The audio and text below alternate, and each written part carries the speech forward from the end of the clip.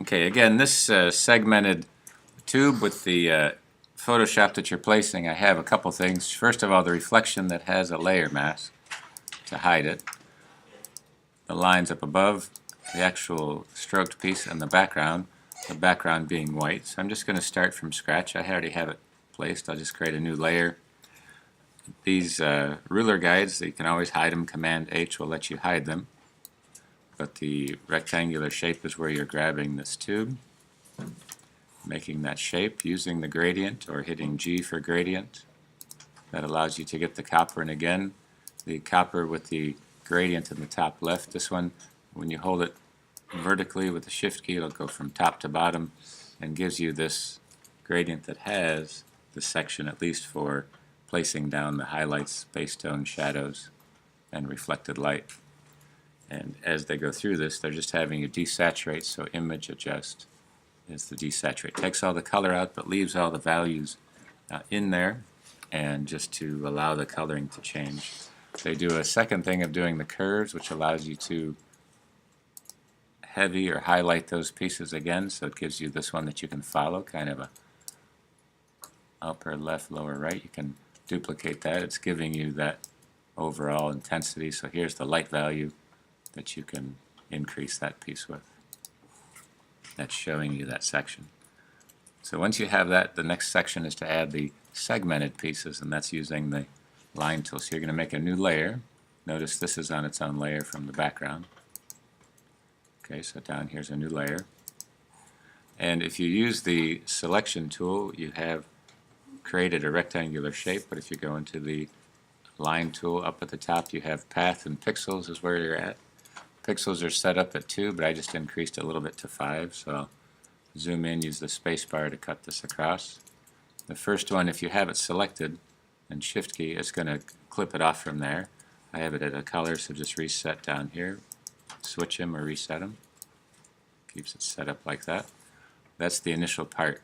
Now in order to create the divot that has the white part to it, you're just duplicating the layer, and you can go to image layer. You can do it from up there, layer new, and you can copy it.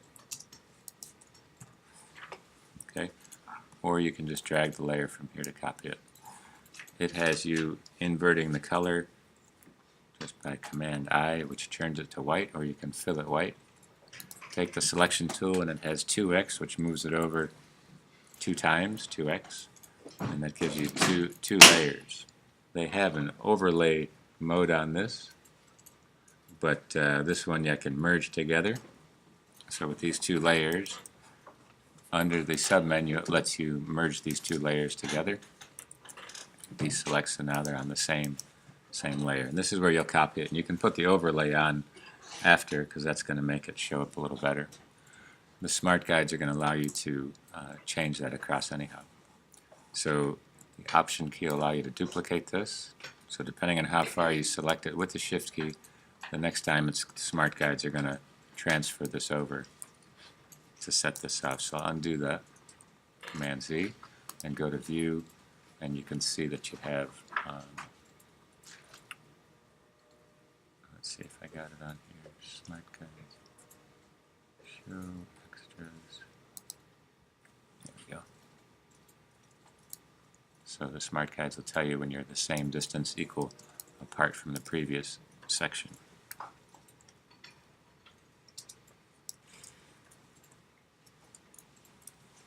Just move this ruler guide out of the way.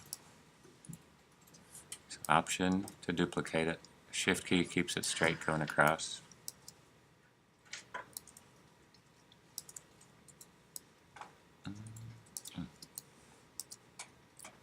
Sets it all the way around here.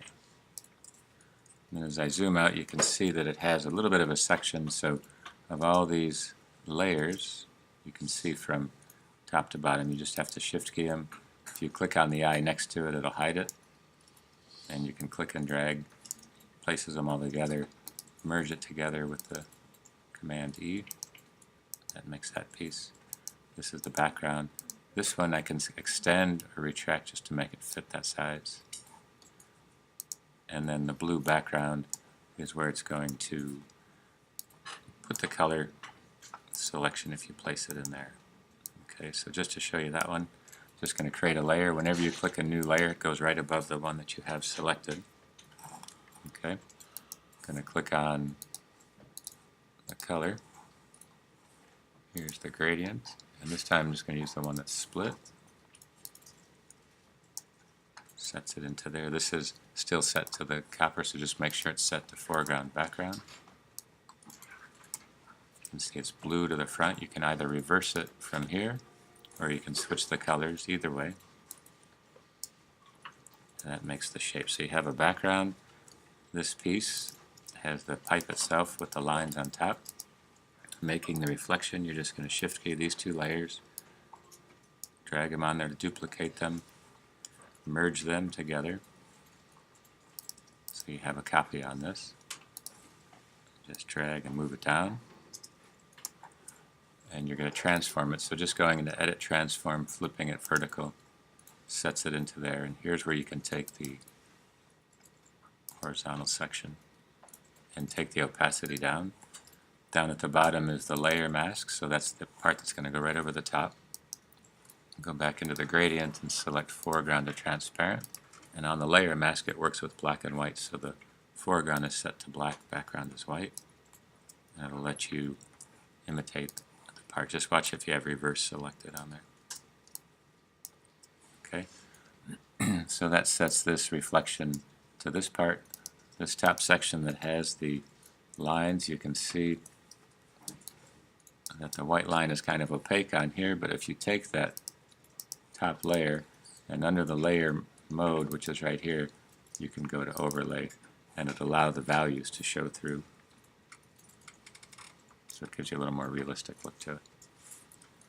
And that's all there is to it. Click off the R, click on the F to show you this as a layout.